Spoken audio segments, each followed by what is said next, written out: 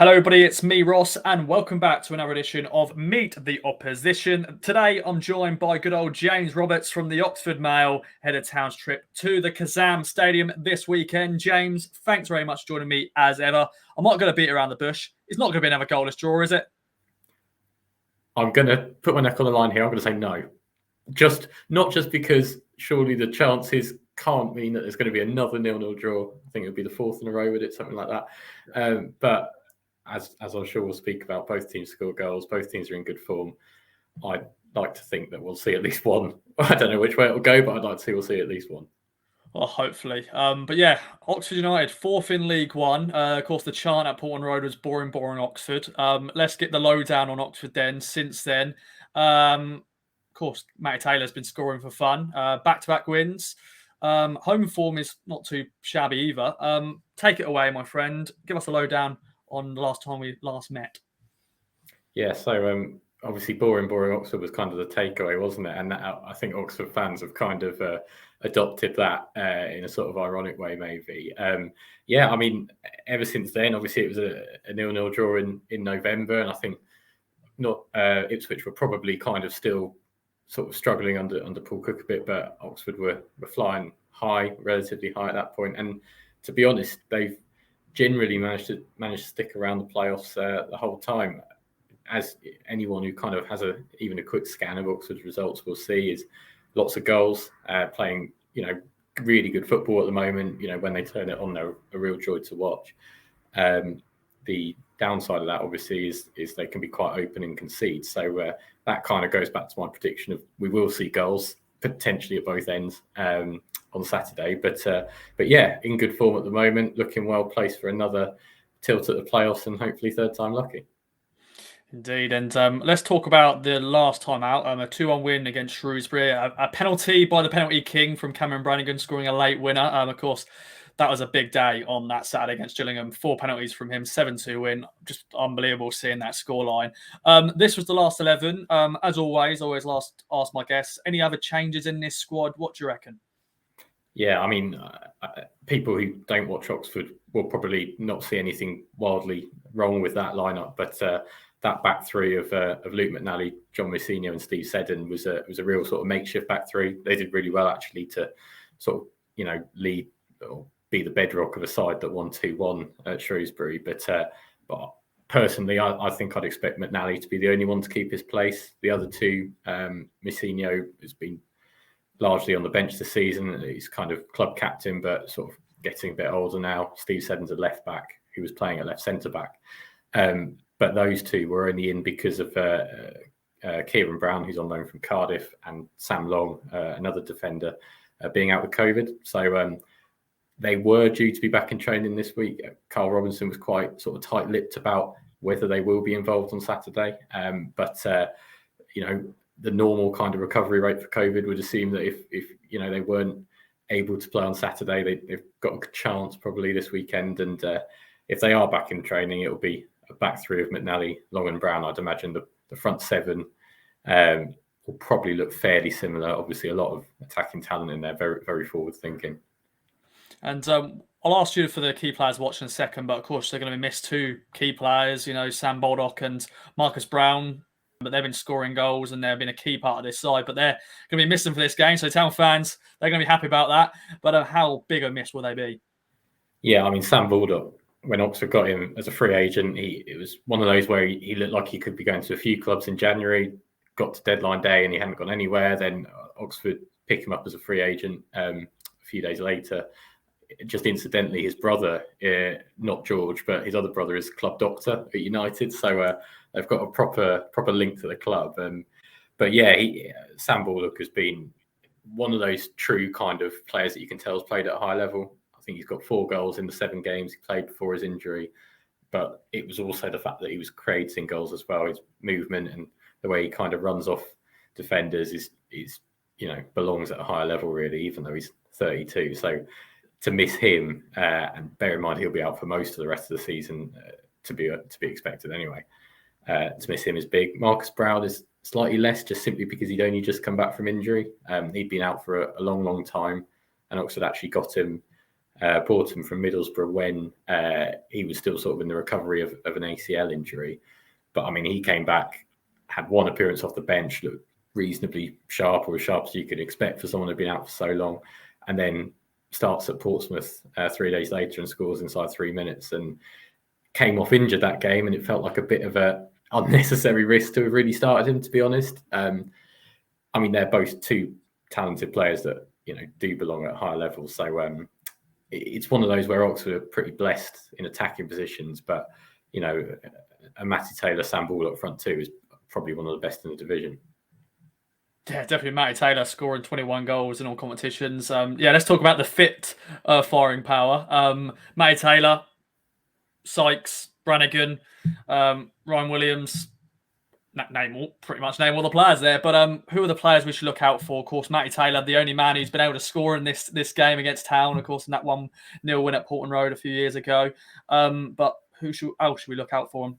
Brannigan, hopefully we won't concede a penalty because I'm sure he's going to score it. Yeah, honestly, genuinely, there can't be many people in the country who are more sort of confident from 12 yards at the moment. But yeah, I mean, Cameron Brannigan's got to be up there as well. 13 goals this season now from midfield. And while I think now at least 5 of them are from the penalty spot, 4 thanks to that ridiculous Gillingham game.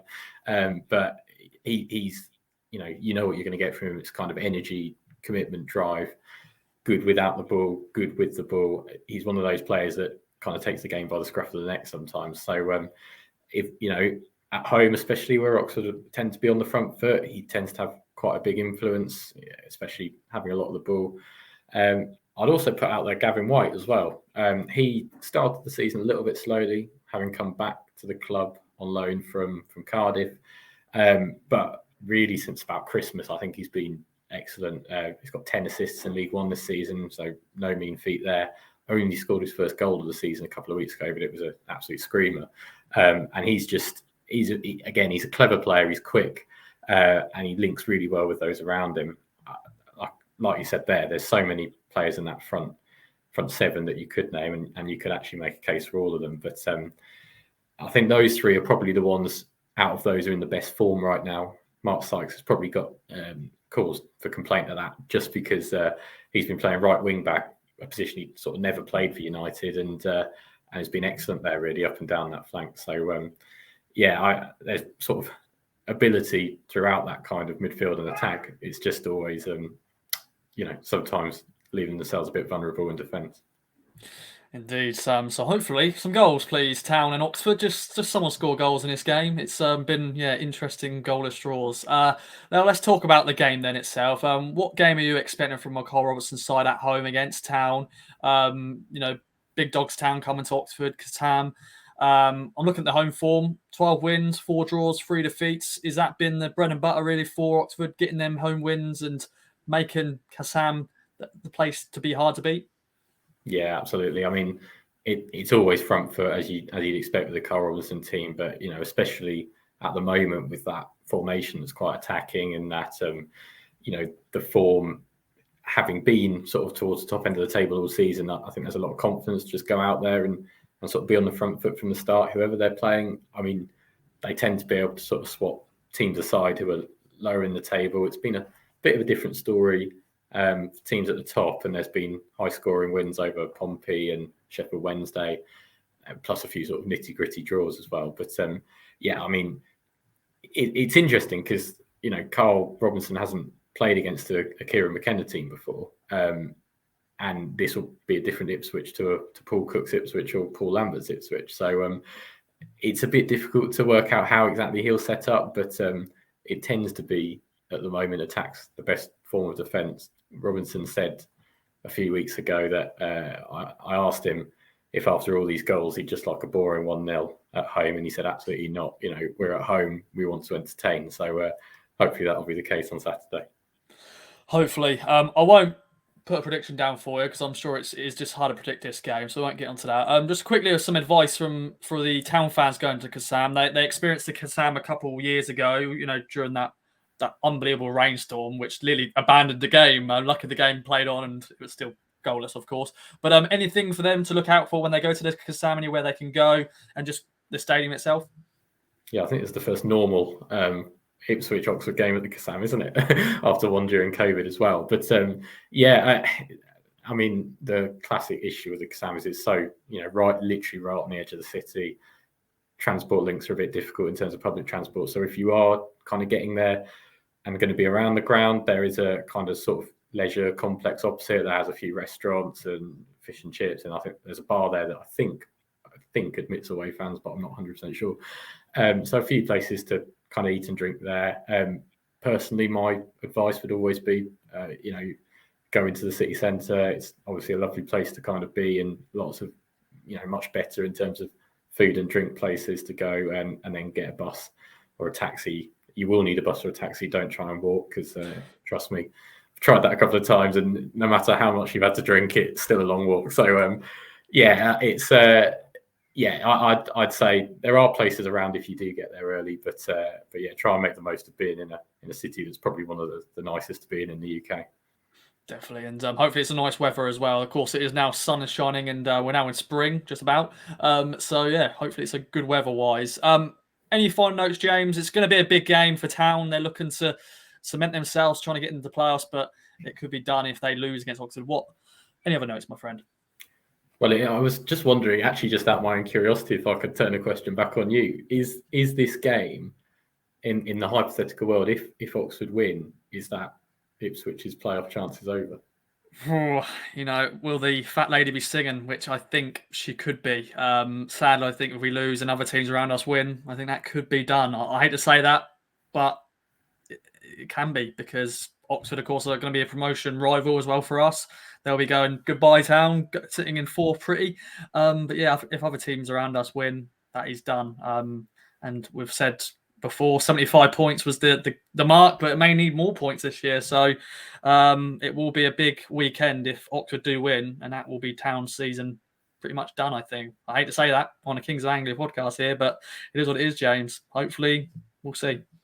Yeah, exactly. Yeah, like you say, it's going to need a bigger points total this season. At the moment, I think on points per game it's going to be 80. I don't think it'll be quite that, but yeah, I mean, normally if you were in Oxford's position, 68 points with eight games of the season remaining, you'd think pretty much done and dusted in the playoffs. But I think Oxford probably still need 3 more wins really to make it sure. So yeah, I think they'll be wanting to get those out of the way as quickly as possible, and be able to sort of prepare properly for another playoff campaign if they get there. Indeed, I'm looking forward to this one. It's going to be a very big game. If Town can get a win, that will be a massive statement, but it will still be a hard hurdle to go past, because Oxford are a good side. But James, it is a pleasure to have you on the show as always. Make sure to let us know in the comments down below your thoughts, your feelings going into this one, and we'll see you at the Kassam Stadium. Cover the game, or follow the game with us, and also follow the game with James at Oxford Mail, and we'll see you then. Bye-bye for now.